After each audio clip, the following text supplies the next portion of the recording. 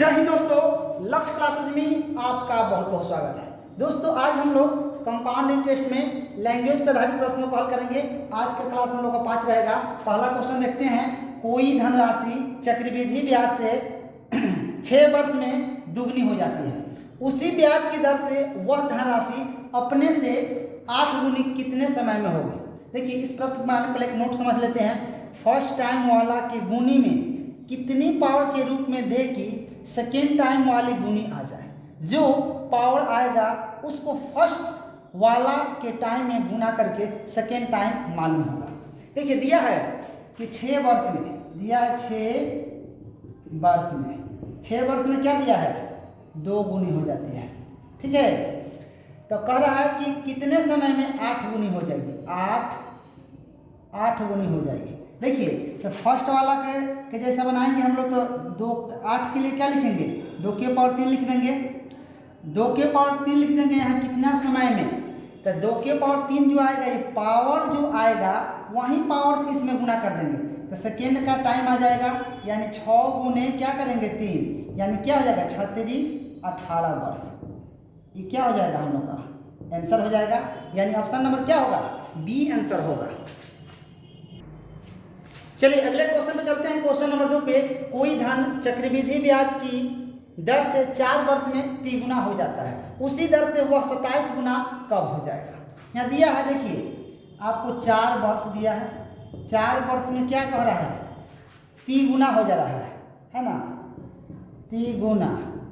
ठीक, अब कह रहा है कि कितने वर्ष में, यानी कब, यानी इसको हम लोग T2 कहेंगे, इसको क्या कहेंगे T1, 27 गुना हो जाएगा। ठीक है, तो 27 गुना हो जाएगा, तो इसको हम लोग क्या लिखेंगे 3 के पावर 3। यानी देखिए इसी के फंड में हम लोग 3 गुना है, तो इसमें हम लोग कितना करें, इसी का पावर कितना करें कि 27 आ जाए, तो 3 के पावर 3 करेंगे। तो देखिए हम लोग क्या ज्ञात करना है, T2 ज्ञात करना है। तो T1 में ये जो पावर होता है उसी से मल्टीप्लाई कर देते हैं, यानी यहाँ क्या होता है T1 गुने 3 हो जाएगा। यानी हम लोग का T2 ज्ञात करेंगे, तो 4 गुने 3 यानी 4 कितना हो जाएगा 12 वर्ष में। ठीक है, यानी ऑप्शन नंबर क्या हो जाएगा, ए हो जाएगा आंसर।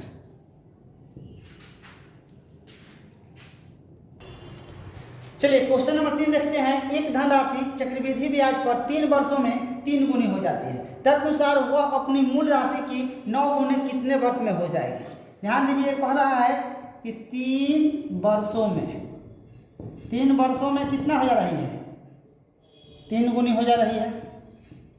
ठीक है, तो कितने वर्षों में कह रहा है कि कितना हो जाएगी 9 गुनी हो जाएगी। ठीक है, 9 को हम लोग क्या लिख सकते हैं 3 का स्क्वायर, यानी इसी के पावर के रूप में लिखना है। ये जो स्क्वायर होता है इसी से हम लोग मल्टीप्लाई कर देते हैं, यानी T2 ज्ञात करने के लिए T1 इसको बोलते हैं, 3 गुने जो पावर है उससे मल्टीप्लाई कर देते हैं। 3 दूना क्या हो जाएगा 6 वर्ष में, यानी 6 वर्षों में क्या हो जाएगी आपको 9 गुनी हो जाएगी। ऑप्शन नंबर क्या होगा, सी होगा आंसर।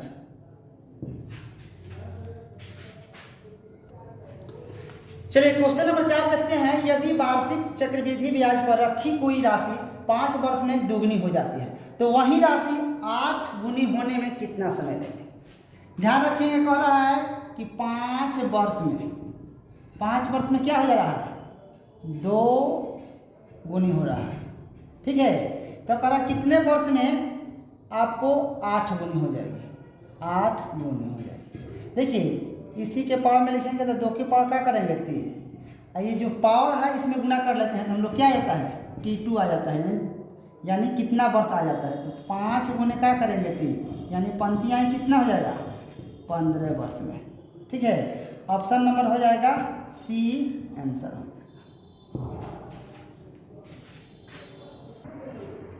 चलिए अगला क्वेश्चन 5 नंबर। चक्रवृद्धि ब्याज की किसी वार्षिक प्रतिशत दर से कोई धनराशि 4 वर्ष में स्वयं की 2 गुनी हो जाती है, उसी दर से कितने वर्ष में वह स्वयं की 16 गुनी हो जाएगी। दिया है कि 4 वर्ष में क्या हो जा रही है स्वयं की 2 गुनी, स्वयं की 2 गुनी, तो कितने वर्ष में आपको 16 गुनी हो जाएगी। ठीक है, 16 गुनी।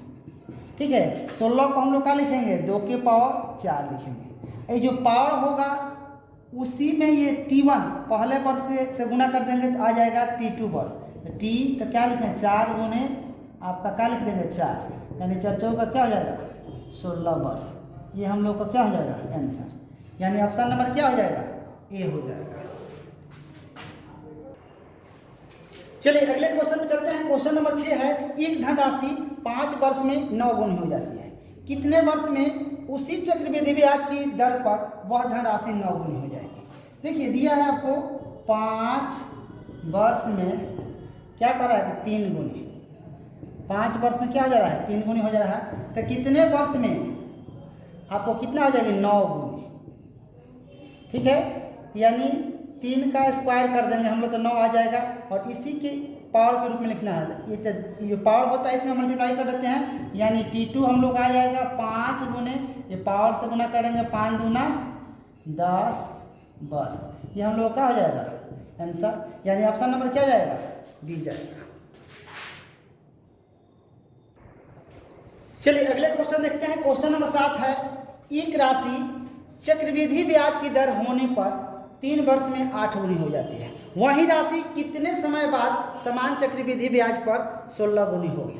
देखिए दिया है आपको 3 वर्ष में, 3 वर्ष में क्या हो जा रहा है 8 गुनी, 3 वर्ष में 8 गुनी है, तो कितने वर्ष में कह रहा है कि 16 गुनी होगी, 16 गुनी।